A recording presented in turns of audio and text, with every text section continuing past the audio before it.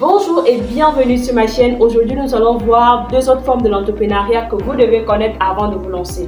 Il s'agit de l'intrapreneuriat et de l'extrapreneuriat.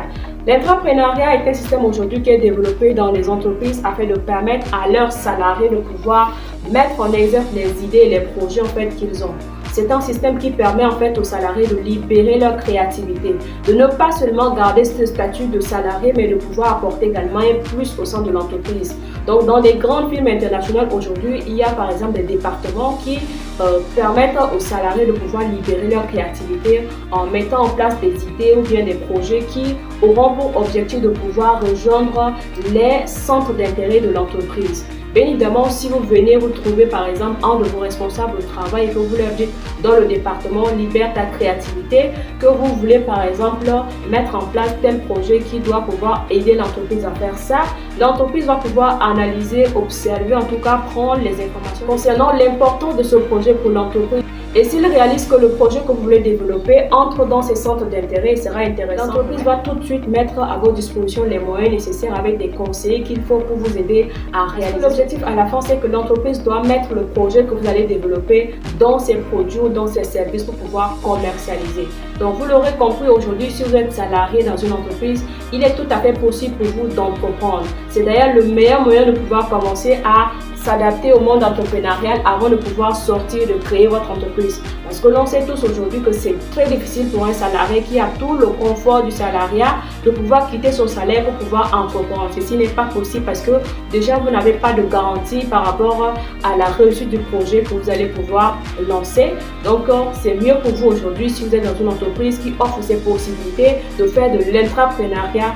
Courez, proposer des idées qui seront en rapport avec les objectifs et les centres d'intérêt de l'entreprise. Si cela est bon, ils vont vous accompagner, ils vont vous aider pour que vous puissiez avoir votre propre expérience, soit dans le développement d'un produit ou bien dans la mise en place d'un service supplémentaire qui seront donc incorporés au sein de l'entreprise. Dans ce système d'entrepreneuriat qui est appelé l'intrapreneuriat, on parle aussi de succursale ou encore de délocalisation.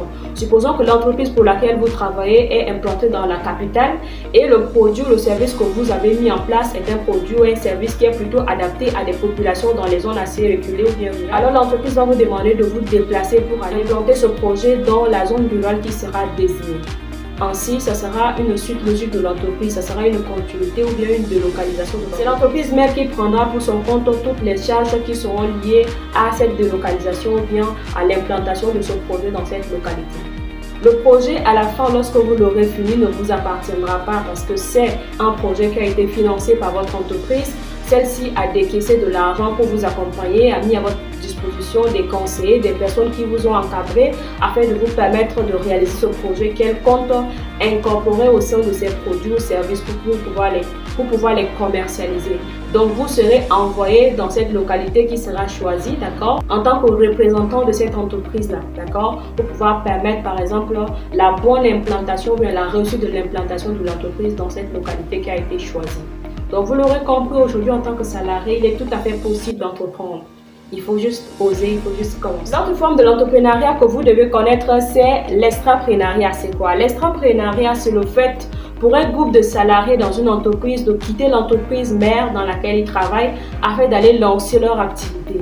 Lorsqu'ils quittent l'entreprise et en partant lancer leurs propres activités, cette entreprise va pouvoir les accompagner dans la réalisation, dans la mise en place de leur propre entreprise, en les facilitant par exemple la tâche dans la concession des papiers, dans par exemple le fait de trouver des fonds de financement pour lancer ce projet. Donc l'entreprise sera là pour épauler ce groupe d'individus là à pouvoir lancer leurs propres activités. On parle dans ce cas d'essaimage. Échômage qui veut dire tout simplement le fait pour une grande entreprise dont les salariés veulent lancer leur propre activité, de pouvoir les épauler, de pouvoir les aider à lancer cette entreprise, à lancer cette activité.